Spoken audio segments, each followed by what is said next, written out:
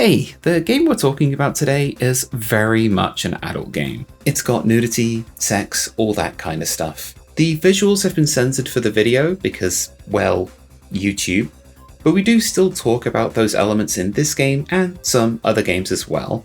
And I figured that if you decided to check this game out for yourself, you would like the heads up. There's also some footage from some violent games in here, namely combat in both Cyberpunk and Sleeping Dogs.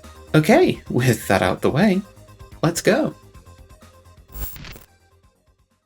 No. That's acid. No. Hey, you just caught me hanging out in Deck 16 from Unreal Tournament 1999. It's not lost on me how incredibly me it is to say that. Initially, I asked one really cute if it wanted to go on a date here, and they said yes, but they went to Deck 17 from Unreal Tournament 2004, which, I mean, I can get the mix up. It is the hotter neighbor. But you see, whoever loaded the map in only gave it a score limit and not a time limit. And it's only me here, so I'm kind of stuck here. So, you want to talk about gay stuff? A few years back, I worked in a game store. As I'm from the UK, you can probably guess which one. We only really have two major game retailers, but I'm using stealth technology to hide the one I worked at. You'll never know. Back then, I was a cisgendered, I could say that I was straight, but, well, the vast majority of people I worked with who I care about, I think, watch these videos, and they would have something to say about that in the comments, so, anyways, it was a pretty sleepy Sunday shift. I was the only one on the shop floor as my managers were counting up for the end of the day. We had a customer come in who started to check out the Xbox 360 pre-owned section. We got talking a bit, and it sounded like they were looking for a game for their kid, who, from what I'd gathered, was a kid in the double figures bracket, just past the cusp of being a teenager, which in the UK, you probably know, is around the time one would be given, certain classes in biology. She's faking it. We chatted a bit, and the customer, of their own volition, ended up looking at Fable 2 and GTA 4 the Complete Edition. I'd advised a little more towards Fable 2, because while I'm not really the biggest fan of that game, it's a lot more, well, a lot less GTA for GTA, I should say, really. After checking the back of the boxes, however, the customer immediately shifted towards Nico's Bizarre Adventure, as Fable's content warnings included sexual content, which, so does GTA 4. So I decided to explain, that content in Fable 2. Namely that it's side content and it's entirely optional. And that there's pregnancy, LGBT themes, that in retrospect aren't handled that well. And there's quite a bit of promiscuity. But also that there's no sex on screen. Imagine having to explain to a customer that it mostly cuts to black and there's like a bit of giggling and some laboured breathing and just sort of the occasional, "Cool, now that's a big one," or something else along the lines of, "Oh, those muscles," or something a bit like, "Bet you didn't think I could do that with these, did you?" Honestly, there's very little harder than trying to be sultry in a northern accent, okay? Something baps, okay? On top of this, I explained that the GTA 4 Complete Collection featured unavoidable, if you're doing the main story, whole hog. You know, like the bag of marbles and I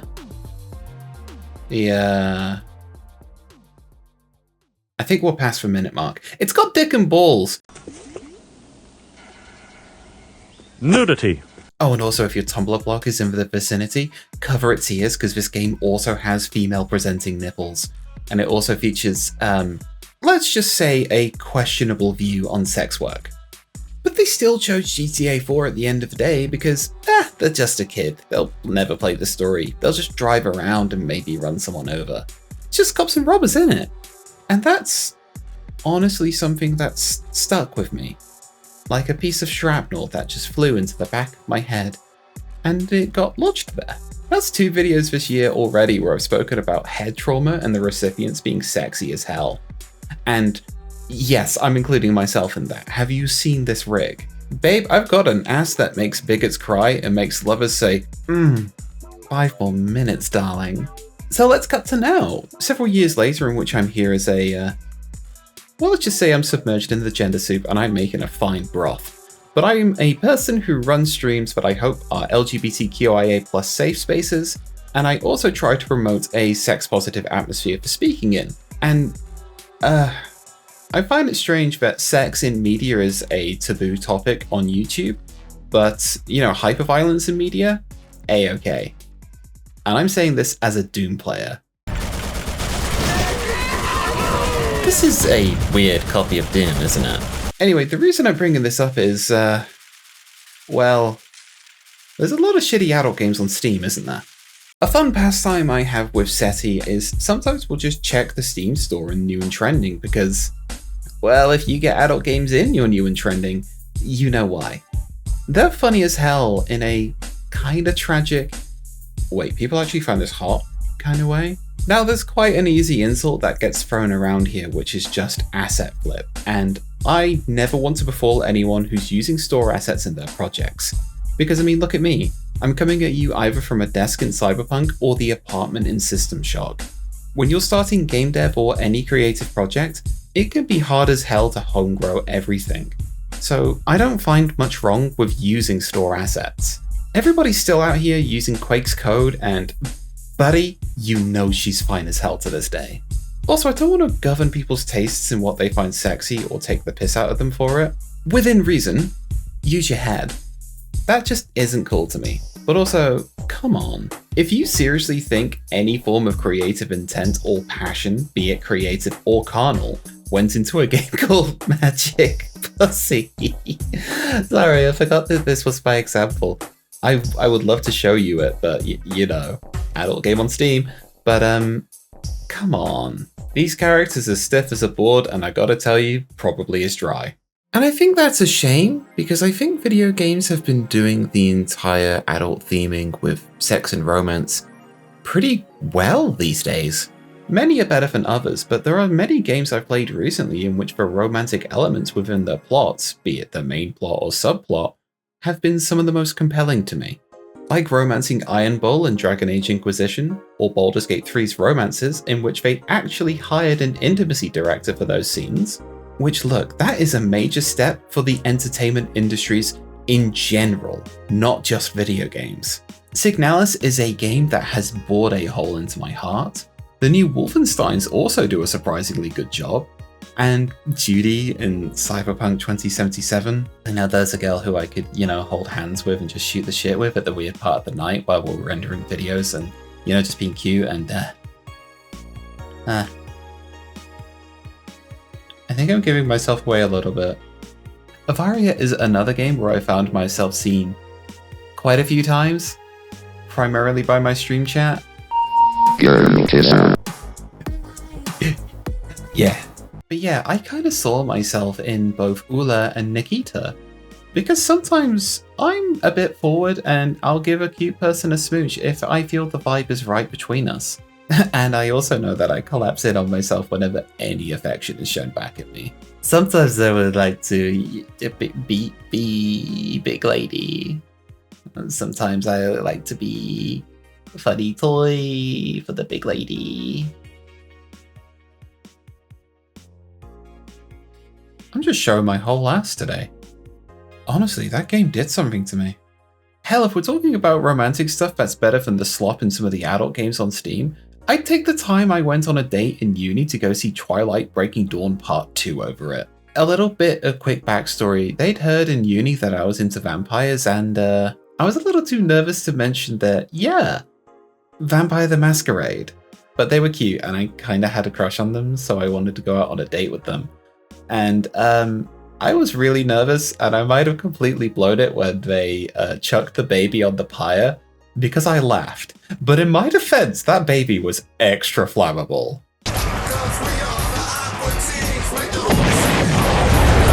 And look, I know sex and romance aren't mutually exclusive.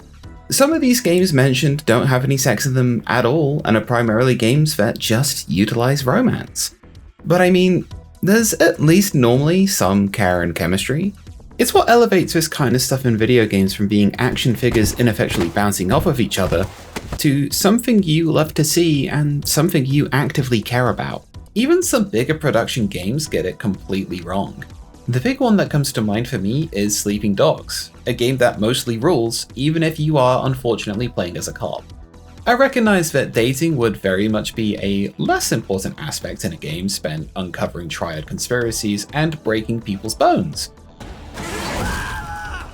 But, going on a date with a girl and then fucking her just to unlock a collectibles minimap, and then not calling her back afterwards because you read a police report only to find out that she's kind of been sleeping around was certainly a choice. I do gotta say though, in amongst all of this, shout out to the people on itch.io. A lot of you lovely lot are still making some of the coolest, most personal shit out there, and I'm proud of you all. Talking about hot as hell and games that are on Steam and itch, it's about time we talk about the game that's in the title of this video. I apologize, I do just love rambling though. Let's talk about Hardcoded.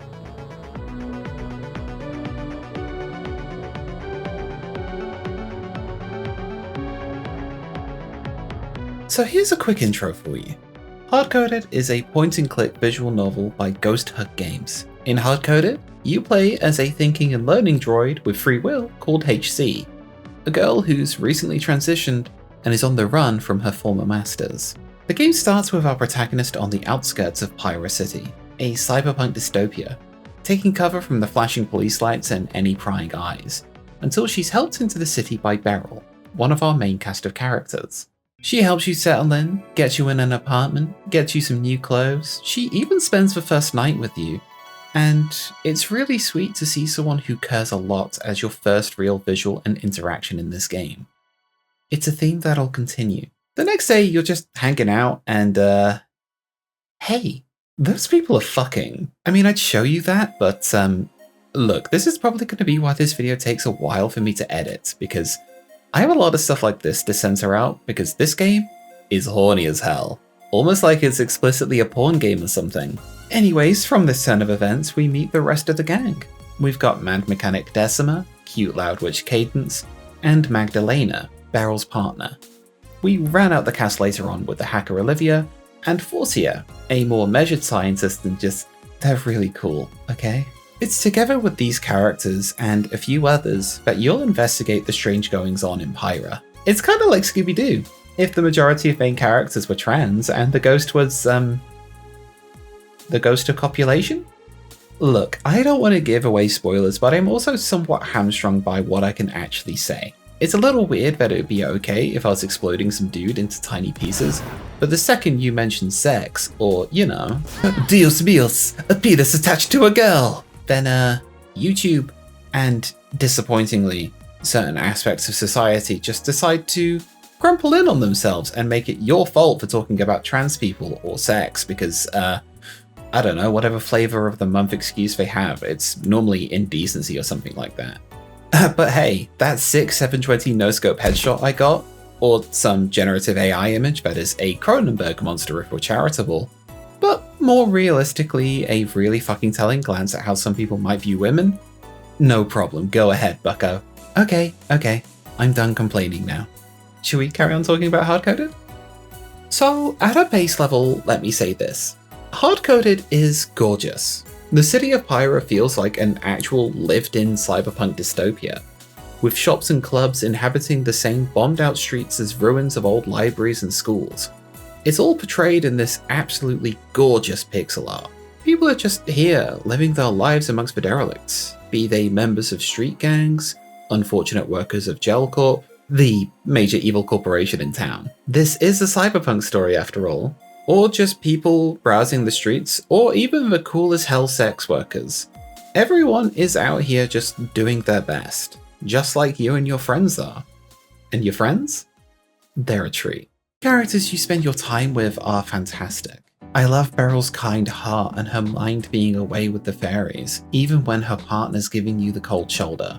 In a story I don't want to elaborate on here, that will be spoilers talk. I love Cadence's loud, incredibly proud gay being. Decima is just the most adorable dork. Heather coming out of her shell being a openly proud, geeky, and kinky character is great. And Olivia's mad hacker antics to which Forcia plays the perfect foil, they're all so delightful. They are 100% the best people to delve into the current big mystery surrounding Pyra.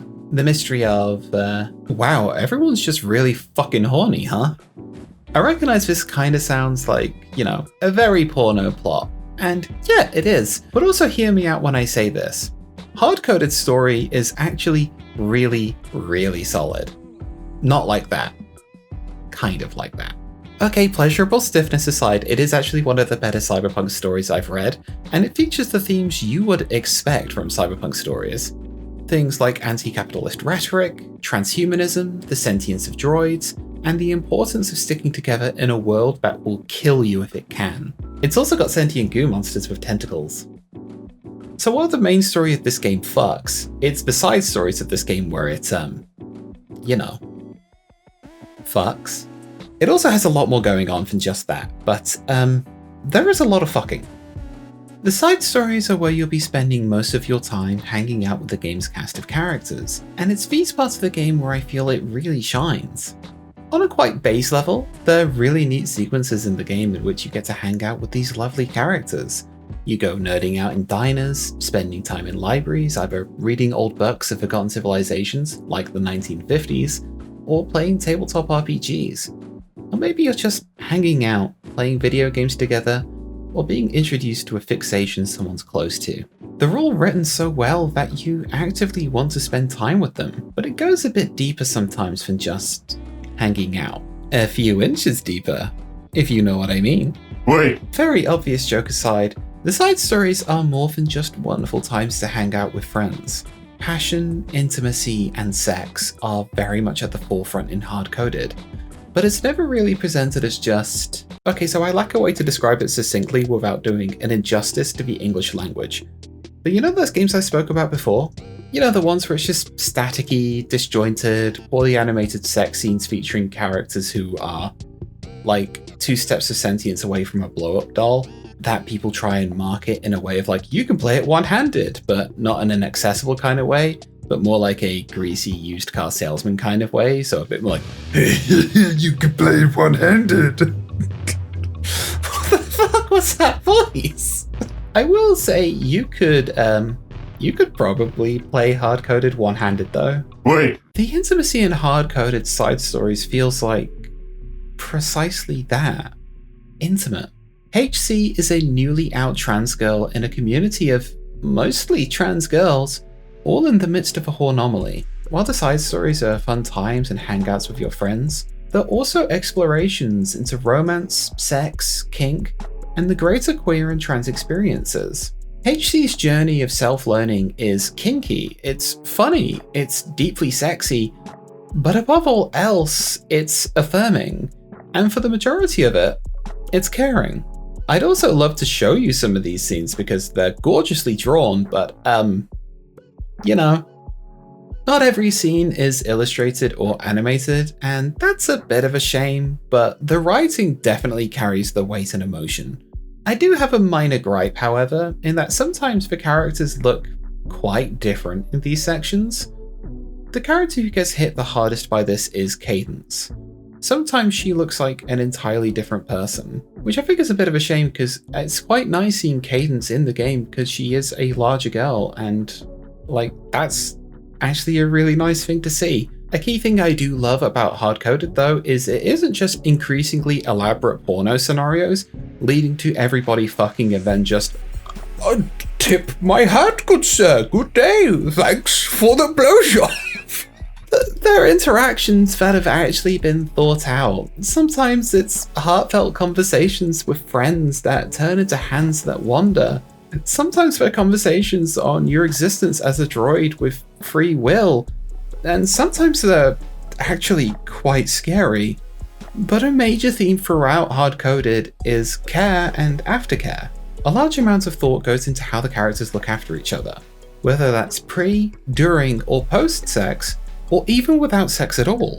Consent is a major proponent throughout Hardcoded, and you're never looked down upon for refusing sexual advances. There's a lot of kink play in Hardcoded that isn't for me at all, but at no point did I ever feel like the game was chastising me for not joining in. In fact, when you're amongst the main cast of characters, They care more about HC as a person than they do about the urges. If they're pent up, they'll have time to see to it. HC's considerate like that. And just like HC, I'd like to be a bit considerate now. In these next parts, we're going to be delving into spoiler territory, primarily within the side stories. I'm going to be talking about some of the side stories I enjoyed, and I'm also going to be talking about the parts of the game that aren't a sweet time with chill friends. What I will say though is if you love the sound of this game and you want to play it, go support it if you can. There's links to the storefronts in the description. Anyways, we're going to be starting off with lighter spoilers, but we will be getting into heavier spoilers later on. If you want to skip all of them, go to this timecode. But if you want to stick around and hear what affected me the most, then darling, let's go. While hard-coded stories primarily focus on the positives and joys of the trans experience, it also hits aspects of sorrow, fear, unknowing, and anxiety. Why does that sound like the intro to Dracula? Let's start with Magdalena's side story.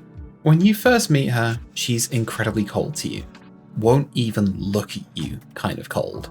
After progressing through the story a bit, you get a chance to hang out with her. But as opposed to being holding hands and good times like most of the side stories you've experienced so far, Mags's story is an emotional yo-yo. She goes from hot to cold on a dime. She stands you up. One second she hates you, the next she wants to kiss you. The Hornomaly is playing with her, and it's breaking her because there's this huge expectation she feels is thrust on her, and she can't deal with it. Maybe she has something to figure out about herself. But you and Beryl get to be there for her. And speaking of Beryl, a good portion of her side story focuses on her protecting an egg she has strong maternal instincts for. As someone who can't have children herself, it's a conflict that does play in her head, and it's something that clearly gets to her. But it also shows us that despite not being able to have her own children, the instincts aren't wrong. In fact, you help her in caring for the egg, and it's really nice. So while these story elements are things that I love get resolved in a way, there are some story elements which also get quite a bit darker. There's one story involving a sentient slime girl which I don't want to cover in too much detail, but it scared the hell out of me because a key part of it was, oh, we're just doing the taking someone's free will and uncovering all of their secrets kind of thing, which that freaked me out. Then there's the final story sections of the game, which feature an antagonist that preys on something that, admittedly, I struggle with. If you've played Hardcoded, you know this phone. It's the gut punch of intrusive thoughts being whispered by someone else, spoken into your ear. Phrases like, you don't belong with these people, you're only fooling yourself, you're fooling nobody.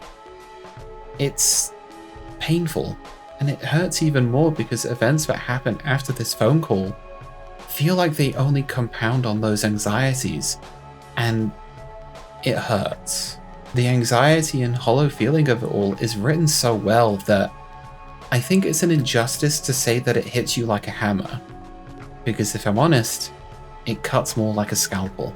I don't want to go into the ending, because there's a few endings to the game I think, and I want you to play Hardcoded, but it's worth going through this. I don't want to dwell too long on the aspects that hurt, but I also don't want you to think I'm a freak in saying this, but I think it's worth playing to experience them.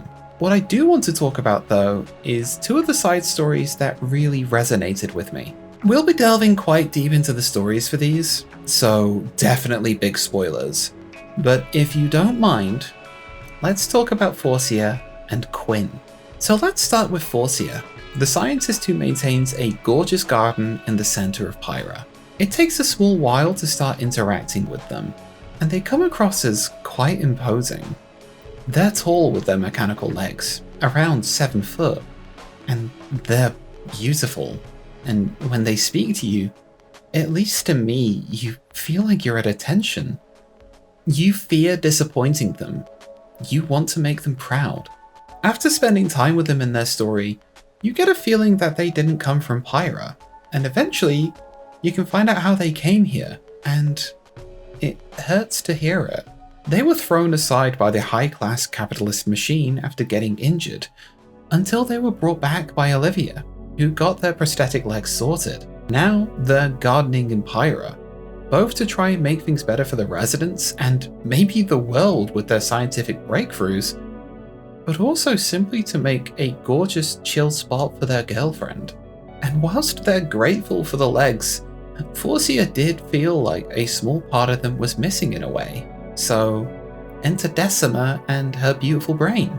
In a scene after they've opened HC up to see how she's constructed, there's a good conversation between Decima and Forcia in which Decima gets the idea to build a hollow dildo for them.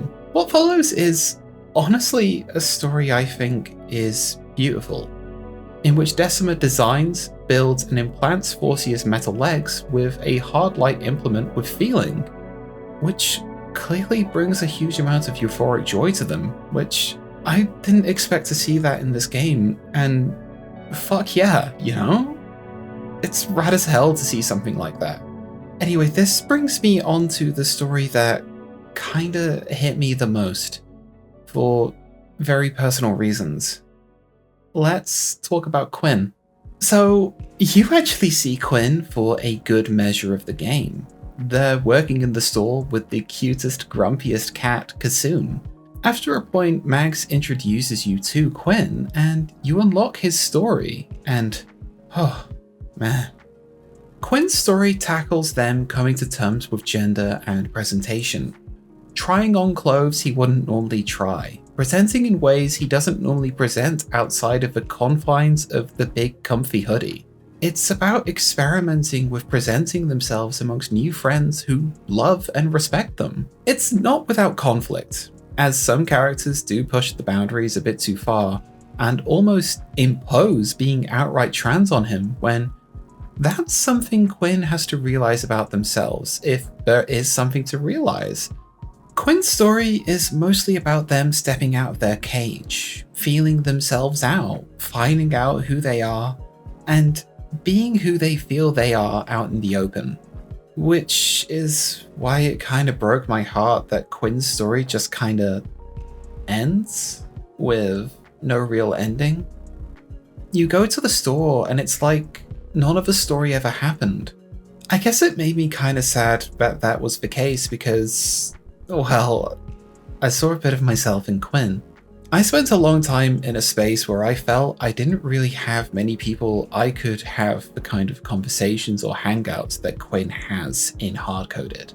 In my time living alone when I was in Bristol, it was mostly just me in a new city, which you would think is an ideal time to be someone different, but it's a lot. I was living in a house amongst new housemates who just continuously circulate, working in an industry that, yeah, it's filled with lovely people, but it's mostly viewed upon by people with a frankly disgusting amount of hate in their heart. Man, aren't games great?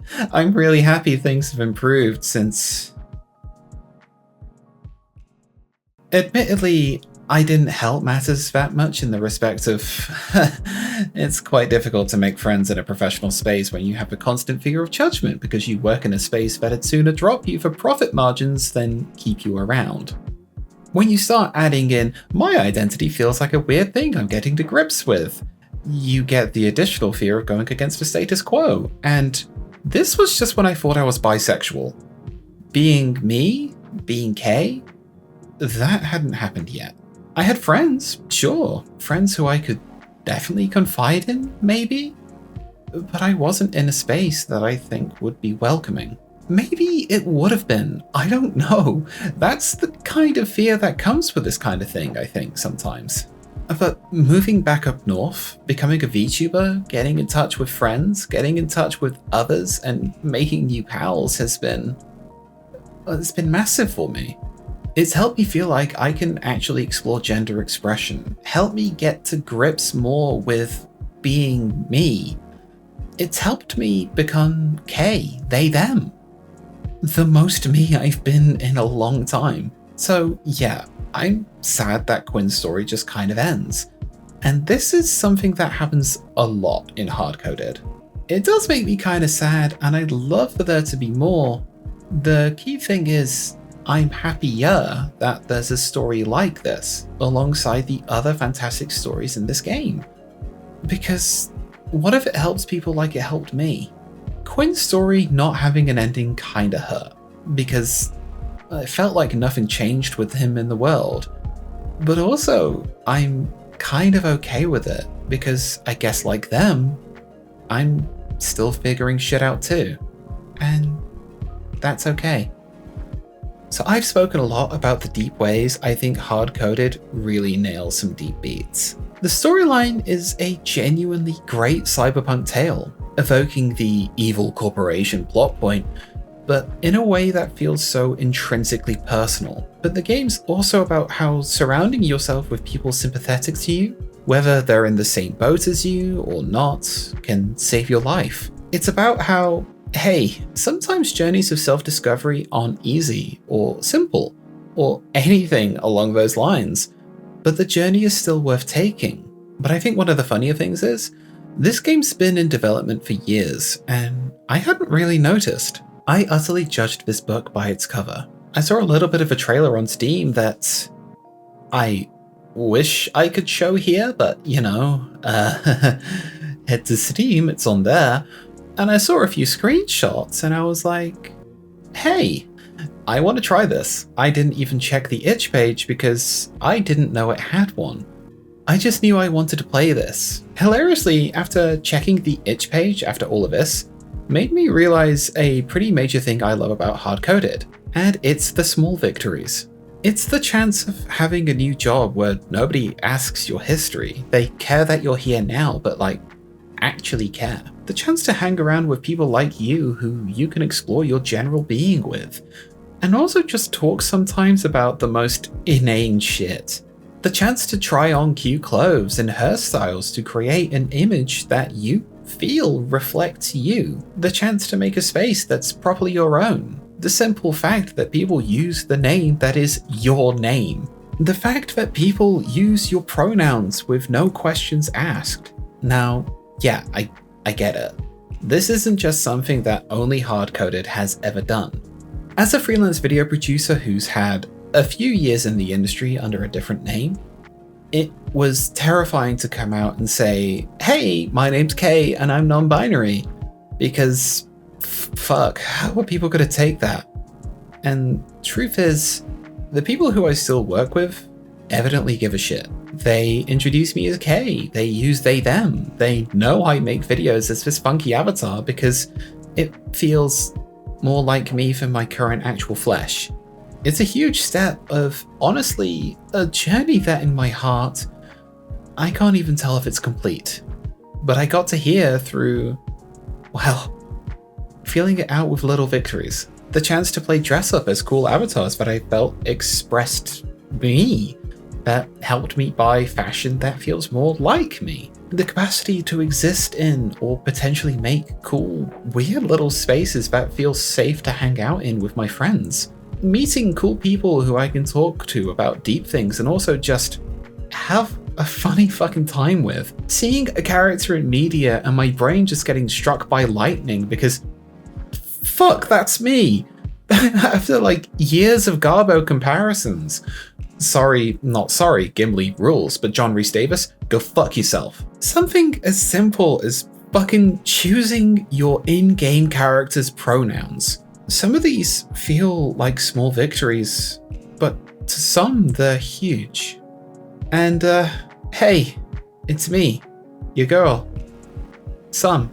Oh, and hey, if you're just one of those people who pisses and moans because they see something as simple as top scars, or a penis on a girl, or a vagina on a guy, or something just as simple as a choice of pronouns, or fuck me, just the simple existence of a trans person, and you scream, moan, shit, and say some stupid fucking stuff like, woke has ruined games and media, then fuck you.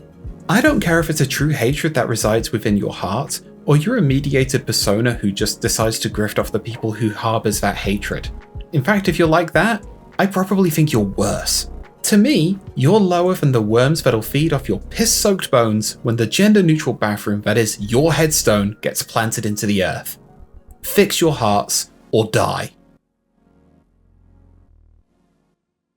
Hardcoded isn't the first piece of media that understands what can be some of the trans experience. I fucking pray it isn't the last. There's a lot of cool trans media out there that, just like the cool cyberpunks of this game, exists even in a world that's filled with shitheads who try and stop it. Whether that's the game existing or, trans people. It's one of the finest games I've ever played, even with all of its flaws, and it's a game that, honestly, I hope more people play, trans or not. That's pretty fucking rad for a game that some people might just brush off as just another porn game, right? It's almost as if porn is a medium, not a genre. It's a place where you can tell many stories. Maybe they're romantic, maybe they're explorations of different lives, or hey, maybe it's a story of someone ordering a pizza but they don't have any money. Who's to say? We've all been there, right? Right? Huh. I wonder if she's still here.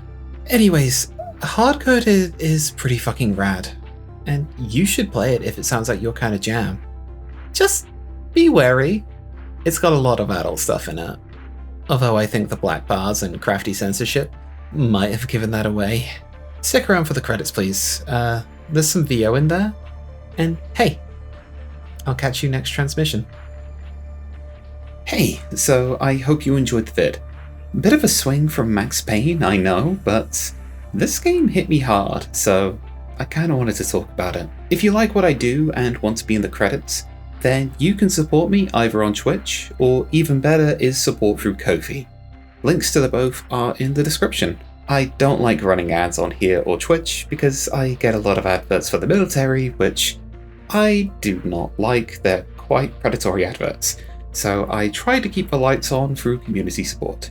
I'm not sure what video I have up next. It might be Warhammer, but I'll keep you all posted. I imagine I'll be doing an update video at some point anyway. There's some things happening in my life at the moment. Anyways, thanks for sticking on by, and we'll talk soon. Okay, babe?